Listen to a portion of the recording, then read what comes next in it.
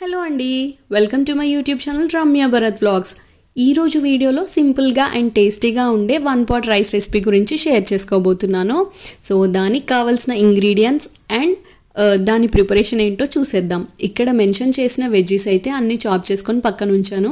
మీరు మీకు ఇష్టం వచ్చిన వెజిటేబుల్స్ అండ్ అవైలబుల్గా ఉన్నాయి యూస్ చేసుకోవచ్చు. Green chilli and curry leaves అయితే కామన్. నెక్స్ట్ బౌల్లో నాకు సరిపడా రైస్ కూడా వాష్ చేసుకొని ఉంచుకున్నాను. తర్వాత బిర్యానీ ఆకు, పువ్వు, ఇలాచీ అండ్ లవంగాలు తీసుకున్నాను. వాటితో పాటు ఇలా పౌడర్డ్ బిర్యానీ మసాలా కూడా యూస్ చేస్తాము. సో మీరు మీకు నచ్చిన బ్రాండ్ బిర్యానీ మసాలా యూస్ చేయవచ్చు. ఇది వన్ పాట్ రైస్ రెసిపీ కాబట్టి ఇక్కడ నేను ప్రెషర్ కుక్కర్లో చేస్తున్నాను.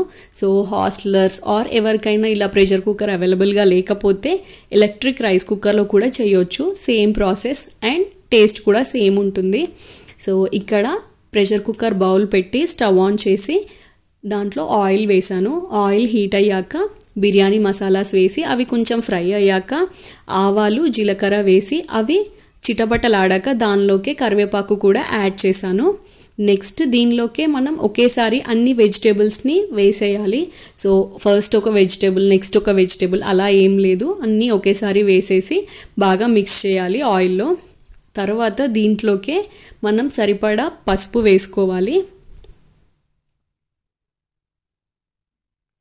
తరువాత ధనియా పౌడర్, ఇదైతే నేను ఇంట్లోనే ప్రిపేర్ చేసుకుంటాను, ధనియాల పౌడర్ కూడా. నెక్స్ట్ మనం టేస్ట్కి సరిపడా సాల్ట్ కూడా యాడ్ చేసుకోవాలి. సో ఈ సాల్ట్ అనేది వెజిటేబుల్స్ అండ్ మొత్తం రైస్కి ఒకేసారి వేసుకోవాలి, మనం మళ్ళీ వేయము. సో చూసుకొని టేస్ట్కి తగ్గట్టు సాల్ట్ యాడ్ చేసుకోవాలి.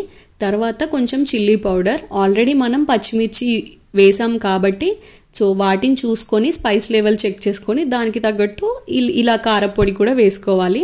తర్వాత బిర్యానీ మసాలా కూడా వేసుకొని అన్నీ మంచిగా మిక్స్ చేసుకోవాలి.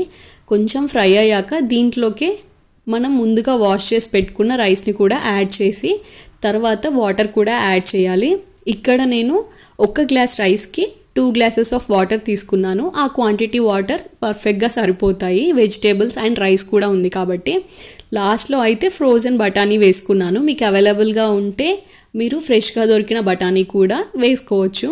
అండ్ నెక్స్ట్ కుక్కర్ 4 విజిల్స్ పెట్టాను. 4 విజిల్స్కి అయితే నాకు ఇలా పర్ఫెక్ట్గా కుక్ అయిపోయింది రైస్.